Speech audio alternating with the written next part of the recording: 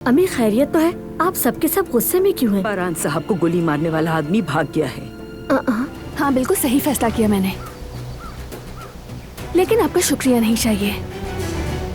यानी ये मत समझिएगा कि आपकी धमकी से डर गई।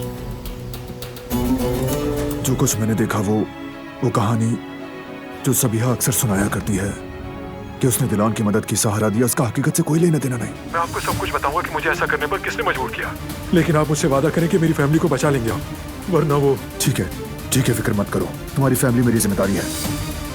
अब बोलो, मैं सुन रहा हूँ। आगा, ये सब कुछ जिस शख्स ने करवाया उसका नाम है